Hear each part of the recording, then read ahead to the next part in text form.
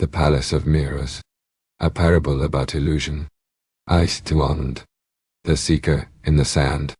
Long ago, beyond the whispering dunes and sunlit plains of the eastern deserts, there lived a man named Ravi, who sought only one thing: truth. Not gold, not fame, not love, truth.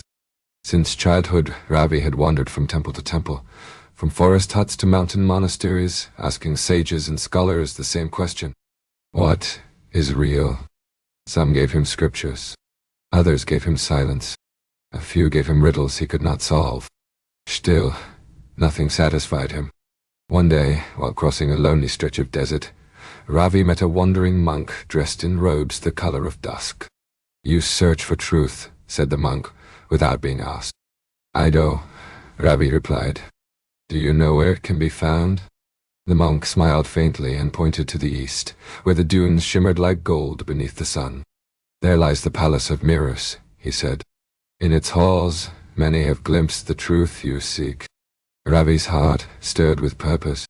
He bowed deeply and continued eastward.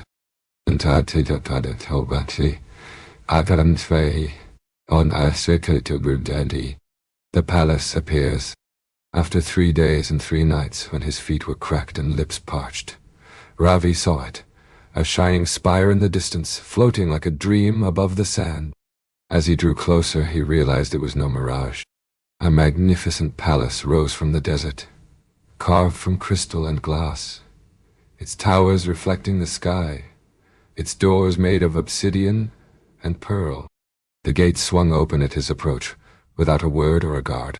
Inside, all was quiet. He stepped into a grand hall, a vast chamber lined with mirrors from floor to ceiling. They stood tall and silent, like frozen water, each reflecting not just Ravi's body, but dozens of versions of him stretching into infinity. He took a breath. His voice echoed through the space. "I seek truth." And the mirrors replied, "I seek truth. I seek truth. I seek truth." It was both beautiful and haunting. The faces in the glass. As Ravi wandered deeper, the mirrors changed. They no longer reflected him exactly. In one he saw himself as a king, clothed in silk, adored by thousands. In another he was old and frail, begging in the rain. One showed him angry, another radiant, one laughing, one dying. He turned from one to the next, heart pounding. "What is this?" he cried. A voice whispered behind him. "These are the selves you carry." Ravi spun around, but saw only his reflection. He hurried on. Room after room, mirror after mirror, each showed a different version of him. Some wore sorrow like robes. Others carried weapons. Some danced. Some wept. Some were monsters. He began to shout at them. "Which of you is true?" And the mirrors only watched in silence. Firtai, the woman with no reflection. In a narrow hallway near the heart of the palace, Ravi saw someone else at last. A woman sitting cross-legged before a small mirror. She was still, serene. Curiously, her mirror showed nothing. No reflection. Only light. Ravi approached cautiously. "Why does the mirror not show you?" The woman opened her eyes and smiled. "Because I no longer believe I am what it could show." "I don't understand," said Ravi. "That is because you still look for yourself in mirrors." She gestured to the hall behind him. "Every reflection you saw is real, but none are true. They are shapes cast by thought, fear, desire, memory. But they looked like me. They look like how you think you are. That is illusion." Ravi sat beside her, shaken.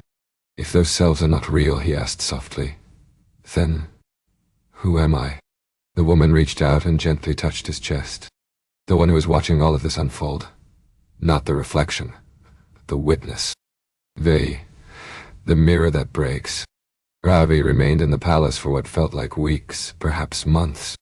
Each day, he meditated beside the woman. He watched his reflections shift, change, fade. At first he resisted, yelling, crying, trying to break the mirrors. But the woman would simply say, "That too is a reflection." Eventually, something in him softened.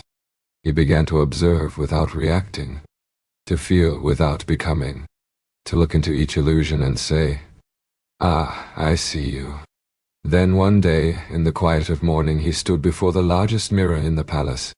It showed a version of him he feared most, lonely, lost, small. But this time he did not flinch. He bowed to it gently, and the mirror cracked. Not with violence, not from anger. It simply split. A single fracture, running from top to bottom, like a river of light. And through it, Ravi saw something new. Not a version of himself, but the desert sky. A great openness, a vastness. He understood. This dim night thought, "Estar big, common in the end." The return to sand. Ravi walked out of the palace of mirrors as the sun began to rise. It did not feel like an ending. It felt like a beginning. The palace shimmered behind him, then slowly faded, as though it had never been made of stone and glass, but only dust and sunlight. Back in the world, he saw everything differently.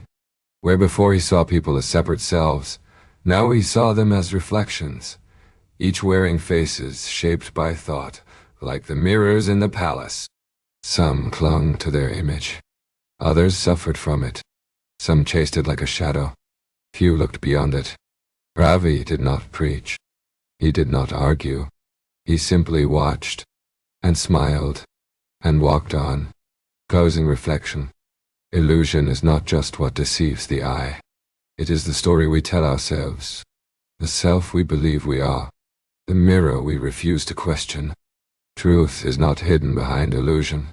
It is the one watching it all unfold. When the mirror cracks, not everything breaks. Sometimes, something finally becomes whole.